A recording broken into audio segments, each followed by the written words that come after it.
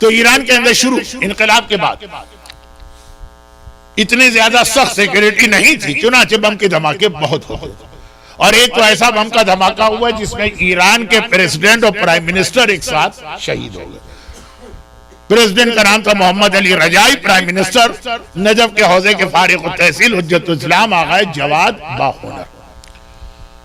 और दोनों के लाशों की हालत इतनी बुरी थी कि अब डीएनए टेस्ट तो जमाने में बहुत तरक्की पे नहीं था, ये 84-85 की बात।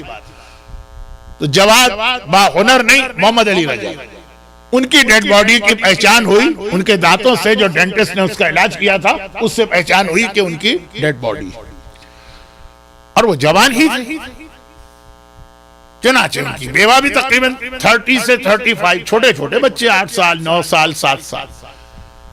फिर वो बेवा शहीद रजाई की बेवा खानम रजाई, वो पाकिस्तान के दौरे पे आई, लेडीज से उनकी कुछ खिताबात थे। उसमें एक तकरीर उनकी कराची में हुई थी, कराची के उलमा, और मैं तो उस वक्त भी स्टूडेंट था, आज भी हूं, उस वक्त और ज्यादा छोटे ग्रेड का स्टूडेंट था, हम लोग भी पहुंचे। क्लिफ्टन पे कल्चरल सेंटर था ईरान का, वहां उन्होंने तकरीर की, और तकरीर का स्टार्ट ही बड़ा अजीब किया। और वो ये कि उन्होंने कहा कि मैं एक शहीद की बेवा हूं और जवानी में शहीद हुई, बेवा हुई है, मेरा शौहर जवानी में मारा गया। अब बच्चे उस एज के हैं कि जिनको कन्विंस करना बहुत मुश्किल है। 6 महीने का बच्चा, 4 महीने का बच्चा अगर बाप मारा जाए तो इतना मुश्किल नहीं है, उसको समझ ही नहीं है कोई। 15-16 साल या उससे बड़ा बच्चा है, काफी समझदार है, उसकी भी समझ में आता है। ये 7-8 साल की एज, 9 साल की एज जो है ना, ये बच्चे को समझाना मुश्किल होता है तुम्हारा बाप कहां चला गया। तो कहती हैं कि जवानी में बेवा हो गई। मेरे बच्चे, मेरी बच्चियां स्कूल से आते हैं, मुख्तलिफ मौके होते हैं कि भाई फुला फ्रेंड ने कहा कि आज उसकी बर्थडे थी तो उसका बाबा ये लेकर आया, फुला ने कहा बाबा ट्रेवल से आया, ये लाया, हमारा बाबा कहा, हमें कुछ नहीं। अब ये बच्चों के बाद सवाल कलेजा टुकड़े टुकड़े कर देते हैं। वो कह रही है, ये चूंकि वाकई के अंदर ये चीजों का एक हिस्सा कि सारे मैंने मसाइब मुसीबतें बर्दाश्त की खुद सारी जिंदगी, अब बेवगी में गुजारना, फिर बच्चों के सवाल। आम आदमी सुने 8 साल के बच्चे का सवाल तो उसका कलेजा टुकड़े होता है, माँ पे क्या गुजरेगी। कहा लेकिन सबके साथ मुझे एक फख्र था कि मेरे शौहर ने राह खुदा में अपनी जान दी, और मेरे शौहर का खून भी करबला के पाक और पाकीज़ा खून के साथ ज्वाइन हो गया या मिल गया। लेकिन अब देखिए तकरीर शुरू हो रही है, ना कुरान की आयत है, ना हदीस है, ना कोई हिस्ट्री है, ना कोई तमीज। अच्छा ये भी समझ में आ रहा है कि एक बेवा आएगी तो ये हालात बताएगी, कहती है लेकिन कल रात को मैं कराची आई, कल सुबह कराची आई, शाम को एक तकरीर मैंने की, और अब मैं बैठ के पूरी रात ये सोच रही हूं कि ये जो कुर्बानी हमने दी है सही कुर्बानी दी कि हम बेवकूफ बन गए, या पछताने का वक्त है। क्या कहते हैं अंग्रेजी में, रिग्रेट करना। बाज़ औक़ात आदमी एक डिसीजन ले लेता, बाद में रिग्रेट करता। अब तक इतने महीने गुजर गए, मैं अपने शौहर की शहादत पे फख्र करती थी, बच्चे जब यतीमी के सवाल करते थे मैं फख्र करती थी। कल रात पूरी रात में ये परेशानी में रही कि मैंने गलत फख्र तो नहीं किया, ऐसा तो नहीं है कि मैं बेवकूफ हूं, अहमक। पछताने का मरहला। अब हम सब चौंके। कल रात की बात है और शहर कराची की बात है, कराची में क्या ऐसी बात हो गई। फिर उन्होंने कहा कि कल मेरी तकरीर थी अंजुमन हुसैनिया ईरानियान, ये कराची का एक बहुत मशहूर इमाम बाड़ा इस वजह से भी है कि कराची के जितने भी मरकजी जुलूस हैं वो वहां जाके खत्म होते हैं। तो ईरानियान जो था वो एक इमाम बारगाह, और वही लोग उसमें शादियां रखते हैं जो जरा रिलीजियस होते हैं। बल्कि बहुत से लोग तो इसलिए रखते हैं शादी, इसलिए कि वो रिलीजियस लोग हैं, वो नहीं चाहते उनकी शादी में गाने बजे, लेकिन घर वाले नहीं मानते। अब वहां रख दो इमामबाड़े में, तो कम से कम पाकिस्तान या कराची में अभी भी मोमिन ऐसा है कि इमामबाड़ा देख के चुप हो जाएगा। यहां नॉर्थ अमेरिका में नहीं, इमामबाड़ा देखकर भी कहेगा कहां वो डीजे वीजे कहां, आवाज नहीं आ रही, गाने कहां। तो वहां तो खामोश हो जाएगा, वो बोलेगा नहीं कि भाई इमामबाड़े में गाना क्यों नहीं बज रहा। या शायद बोले भी तो 85 में तो नहीं बोलता। तो बहुत से लोग जानबूझ के इसलिए वहां शादियां रखते थे कि बहुत सारे गुनाह खुद ब खुद कट हो जाएंगे, लोगों की जबान पे ताले लग जाएंगे, चाहे दिल में मुतमईन न हो। अब ये कह रही है कि वहां मेरी स्पीच थी और मेरी स्पीच से पहले किसी का शादी का फंक्शन था। वो पहले से शादी के तो हॉल आपको पता है कराची में 6-6 महीने पहले बुक होते हैं। ये तो अभी विजिट पर आई हैं तो इनकी स्पीच रख दी गई, लेकिन शादी पहले से थी। 4 से 6 शादी, मतलब 4 to 6, 6:30 to 7:13 का लेक्चर, जिसमें सिर्फ औरतों से खिताब करें।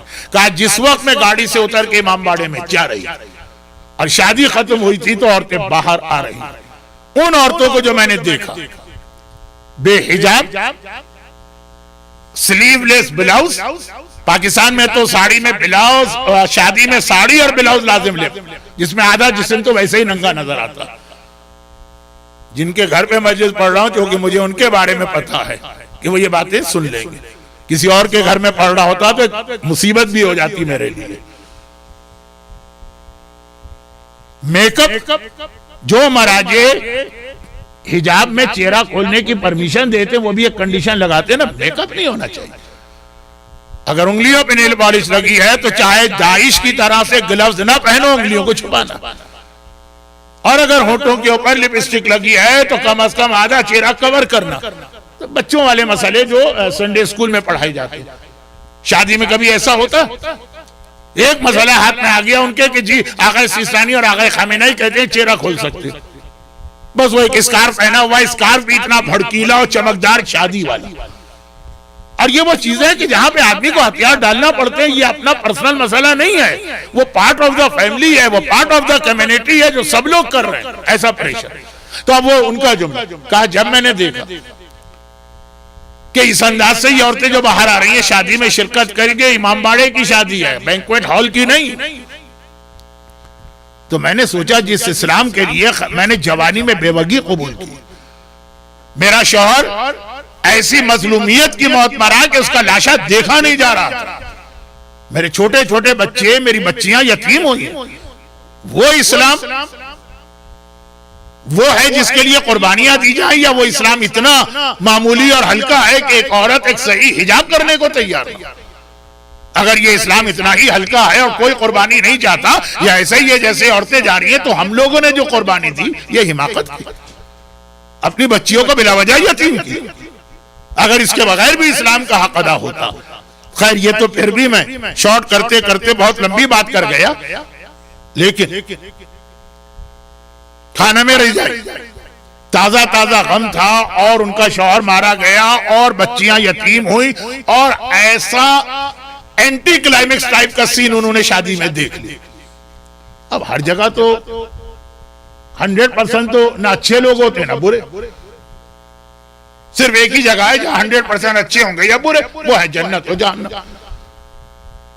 तो ऐसे लोग भी जो इसी कनाडा में बैठकर, बल्कि इसी कैलगरी में बैठकर ऐसी शादियां की हैं, एक मॉडल शादी जिसे कहा गया, यानी बता तो दिया कि नामुमकिन कोई चीज नहीं, लेकिन आदमी काहिल, सुस्ती या दीन को अहमियत न देना।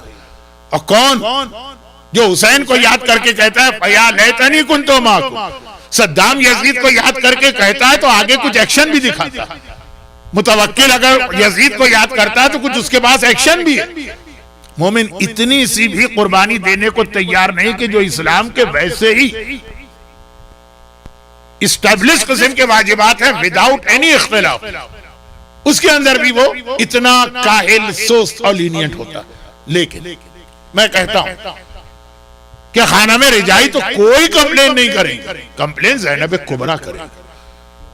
जिस इस्लाम के लिए मैंने इतनी कुर्बानी दी है वो इस्लाम इतना हल्का है, उसकी वैल्यू इतनी कम है, वो इतना हकीर। खाली औरतों की बात नहीं है, क्योंकि वाकया जो था उसमें औरत का तस्करा था इसलिए औरतें, लेकिन मर्द इतना हकीर हो गया कि खाने पीने के अंदर भी एहतियात नहीं, म्यूजिक और गानों में भी एहतियात नहीं, वाजिबात में भी एहतियात नहीं, और फिर जो बड़े बड़े वाजिबात। ज़ैनब कुबरा कंप्लेन करेंगे खाना में रजाई नहीं, तो एक मोहम्मद अली रजाई की कुर्बानी दी। ज़ैनब ने अपने घर के 18 लाशें देखे और ऐसे लाशें पूरी दुनिया के मोमिन जमा हो जाए तो अली अकबर के नाखून के बराबर अहमियत नहीं होगी। क्या वो शिकायत नहीं करेंगे कि यजीद से तो जो वो तो जिहाद है उसके खिलाफ, तुम तो हमारे चाहने वाले, तुम तो हमारे मानने वाले। कभी सोचा कि हुसैन और ज़ैनब को याद करके ये कहने वाले कि काश हम आपके साथ होते, तो क्या अगर होते तो ये कुर्बानियां देते? वहां भूख और प्यास में शरीयत पे अमल करना, यहाँ पेट भरे हुए आरामदेह घरों में बैठे हो, बेहतरीन गाड़ियों में ओढ़े ओढ़े फिर रहे, और दीन पे अमल तो दूर की बात है, दीन सुनने को तैयार नहीं। मुझे याद है कोई ना कोई मोमिन बाहर निकलेगा और काउंट करेगा कि पूरी मजलिस में मौला अली के ऐसे फजाइल कितने आए कि नारा लगता नहीं तो कुछ नहीं पढ़ा इन्होंने। यानी सुनने को तैयार नहीं, अमल तो बात की चीज है, फिर अपने घर को और अपने आप को चेंज करना तो उससे भी बड़ी बात है। और फिर कहते क्या है, काश हम आपके साथ होते। बिरहमतिक या अरहमर राहिमीन व सल्लल्लाहु अला मुहम्मद व